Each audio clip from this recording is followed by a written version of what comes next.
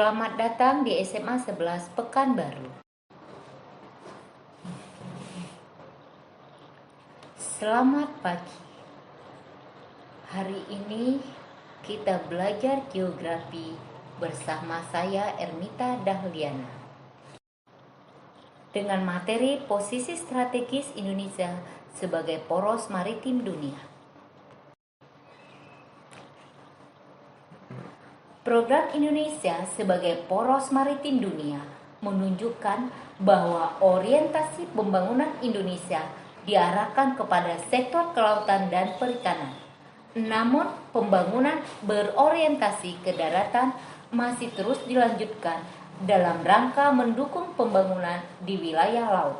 Salah satunya dengan mengeluarkan kebijakan pembangunan tol laut di Indonesia.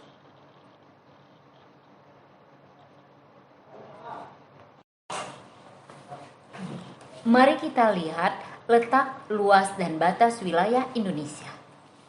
A. Letak astronomis. Letak astronomis Indonesia berada di antara 6 derajat lintang utara sampai 11 derajat lintang selatan dan 95 bujur timur sampai 141 bujur timur. Indonesia itu paling utara berbatasan dengan Pulau W, yang paling selatan adalah Pulau Roti dengan jarak lintangnya adalah 17 derajat. Sebagian besar wilayah Indonesia terletak di belahan bumi selatan. Wilayah Indonesia dilalui oleh garis ekuator. Letak astronomis Indonesia mengakibatkan adanya perbedaan waktu, yaitu Indonesia bagian barat terdiri dari Sumatera, seluruh Provinsi Jawa, Provinsi Kalimantan Barat, Provinsi Kalimantan Tengah, yang mempunyai selisih waktu 7 jam lebih awal dari waktu Greenwich.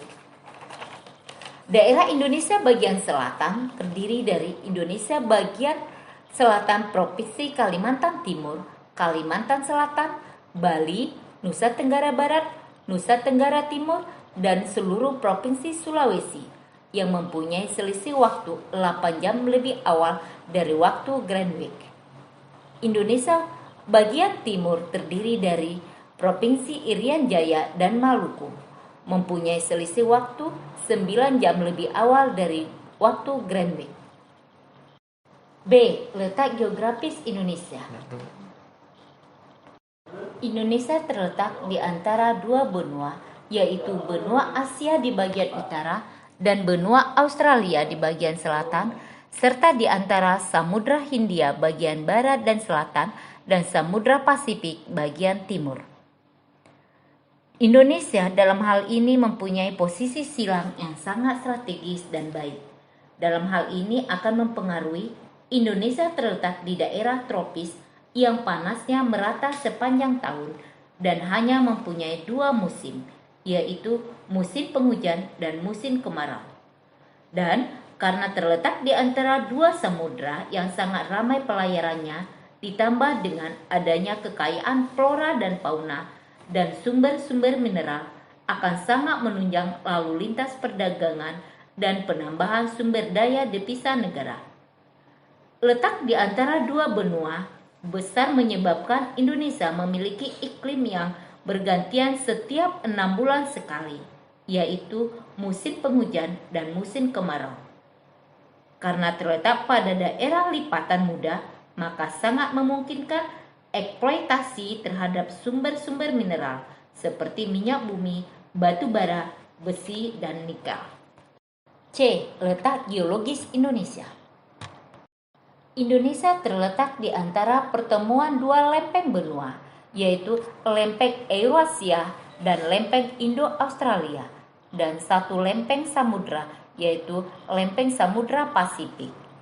Dari formasi geologinya, Kepulauan Indonesia terletak dibagi 3 zona, yaitu bagian utara berbatasan dengan Tameng Asia dan perluasannya ke arah selatan, tenggelam di bawah permukaan air laut yang dikenal dengan paparan Sunda atau disebut lempeng Asia.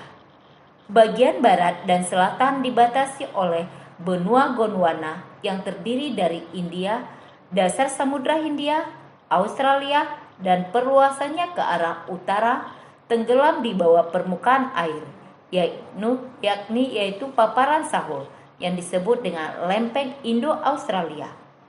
Bagian timur dibatasi oleh dasar Samudra Pasifik yang disebut dengan lempeng dasar Samudra Pasifik yang meluas ke arah barat daya.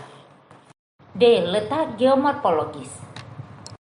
Letak berdasarkan morfologi suatu tempat di muka bumi.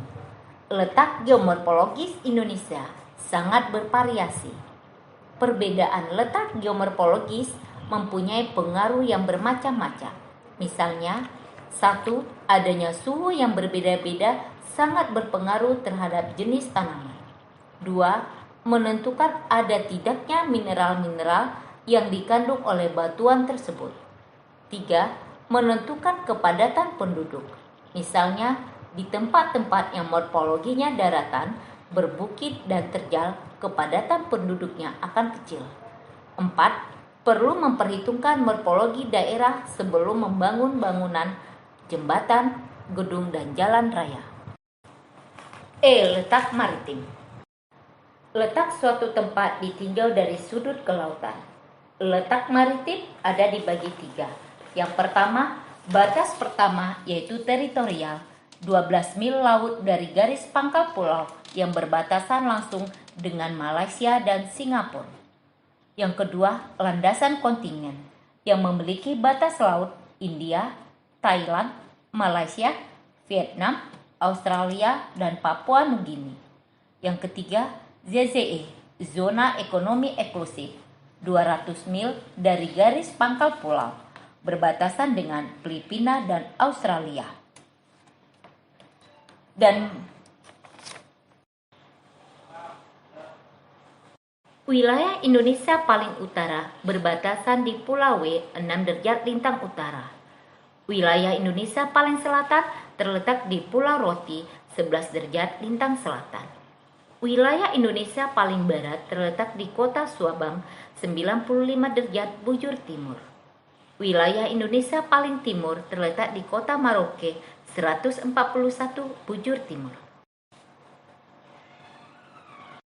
Indonesia dilalui oleh 2 jalur pegunungan muda, yaitu Sirkum Pasifik dan Sirkum Mediterania, dan 3 lempeng, yaitu lempeng Indo-Australia, lempeng Eurasia, lempeng Pasifik.